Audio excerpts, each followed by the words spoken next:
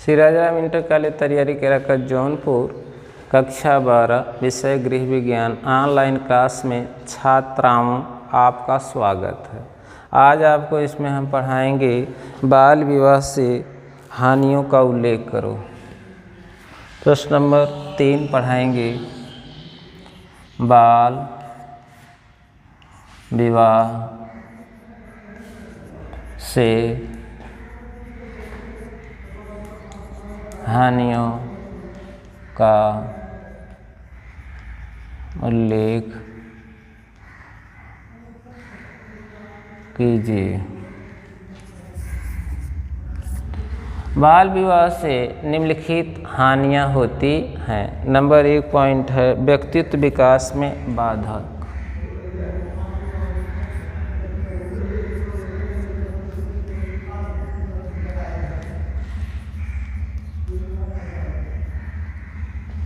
व्यक्तित्व विकास में बाधक।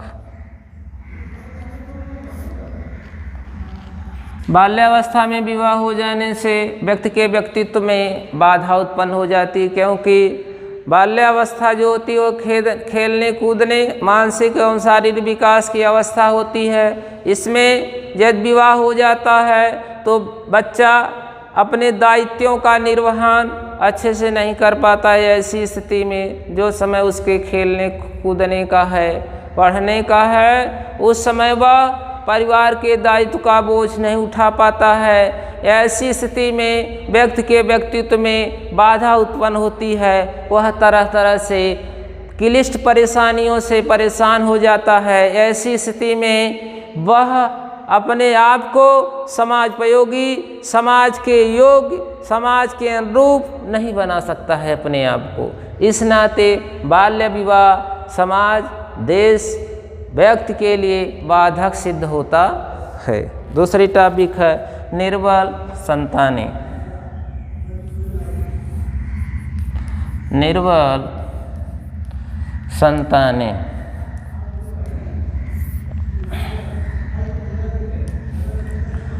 बाल विवाह हो जाने से बाल्यावस्था में वर कन्या दोनों साथ साथ रहने लगते हैं। ऐसी अवस्था में जब जो समय उनके रज को संचित करने का होता है उस समय रज का क्षय होने लगता है। इस नाते वो शारीरिक एवं मानसिक रूप से अस्वस्थ होने लगते हैं। कभी कभी तो ऐसा हो जाता है वो शारीरिक निर्बलता के कारण वह तरह तरह के रोगों से ग्रसित हो जाते हैं। ऐसी अवस्था में जो उनसे संतानें भी होती है, जो रज कमज़ोर होता है, निर्बल होता है, उससे निर्बल संतानें भी उत्पन्न होती हैं। वो निर्बल संतानें देश के लिए बोझ सा साबित होती हैं।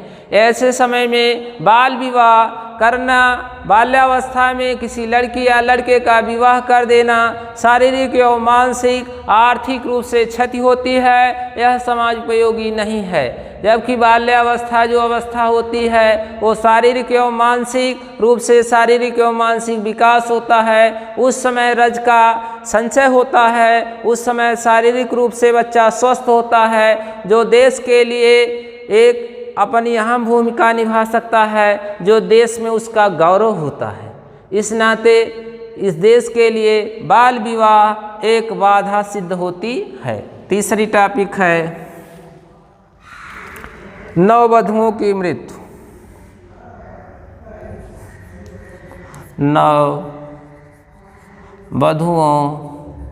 की मृत्यु।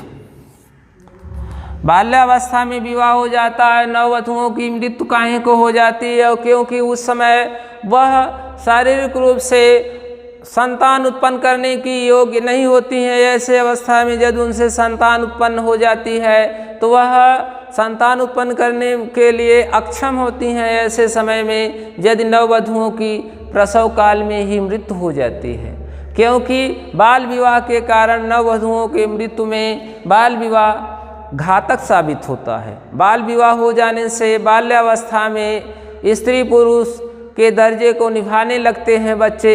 ऐसे में वह दिन प्रतिदिन अस्वस्थ होने लगते हैं। ऐसे में जब अस्वस्थ हो जाते हैं तो उनका बाल्यावस्था में मृत्यु हो जाती है। जनसंख्या वृद्धि। अगली टॉपिक होगी जनसंख्या वृद्धि।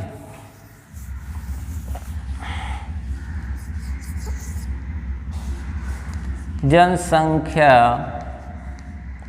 वृद्धि।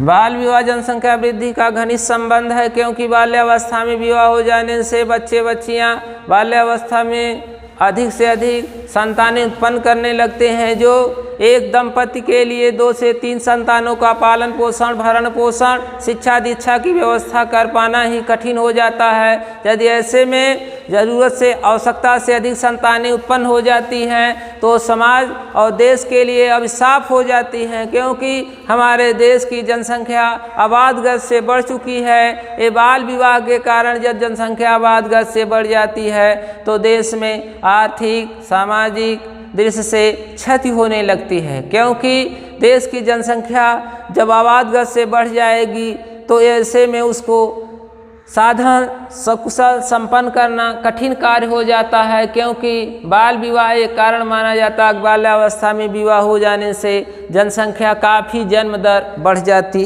है। उसके बाद शिक्षा में बाधा।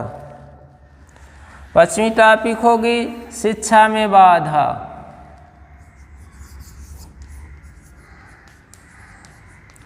शिक्षा में बाधा।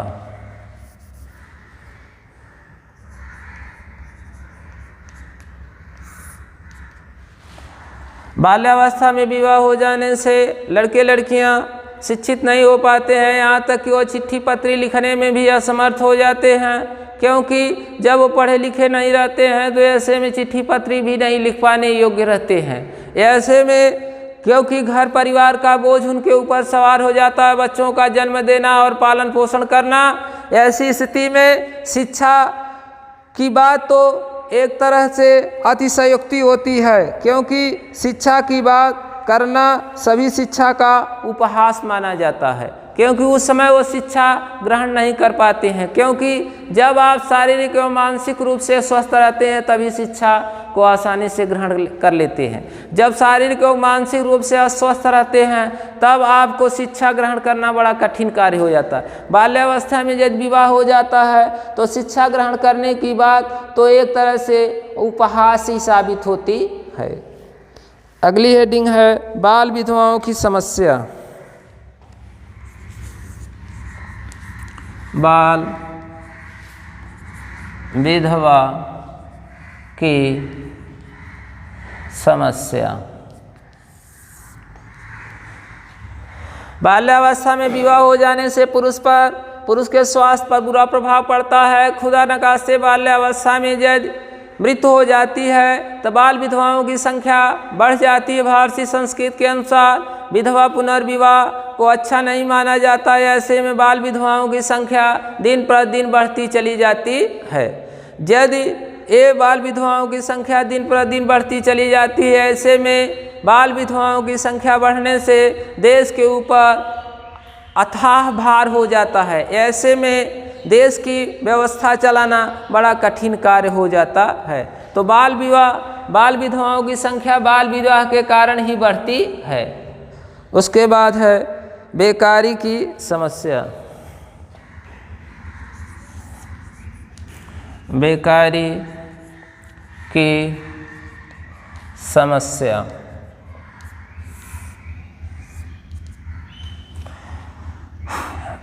जनसंख्या वृद्धि के कारण ही समाज में बेकारी व्याप्त होती है, क्योंकि बाल्यावस्था में विवाह हो जाने से बच्चों की संख्या अधिक हो जाती है। जब बच्चों की संख्या अधिक हो जाती है तो उतनी मात्रा में रोजगार सुलभ नहीं हो पाता है, तो लोग बेरोजगारी के शिकार होने लगते हैं। जब बेरोजगारी की संख्या बढ़ती है तो ऐसे स्थिति में जैसे गरीबी, उचित शिक्षा के अभाव में रोग, विकलांग, भ्रष्टाचार, अनैतिकता व आत्महत्याएं आदि होने लगती हैं। क्योंकि मरता क्या न करता, कहावत कही गई कि मरता क्या न करता। जब व्यक्ति की आवश्यकताओं की पूर्ति नहीं होती है तो किसी तरह अपनी आवश्यकता की पूर्ति करने के लिए ललायित होता है। ऐसे में भ्रष्टाचार, अनैतिकता को बढ़ावा मिलता है। अगली टॉपिक है स्वास्थ्य पर प्रतिकूल प्रभाव।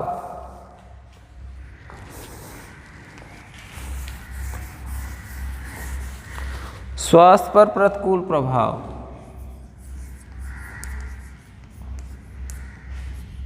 स्वास्थ्य पर प्रतिकूल प्रभाव।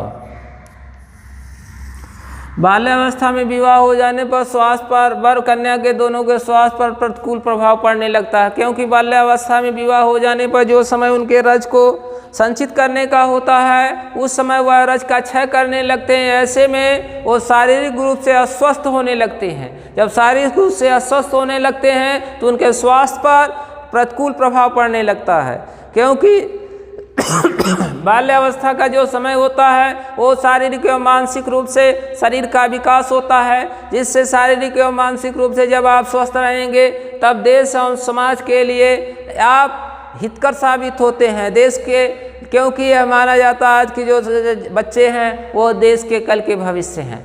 जब हमारे देश का भविष्य अच्छा नहीं रहेगा तो ऐसे समय में यहाँ के लोगों का स्वास्थ्य कैसे बढ़िया रह सकता है।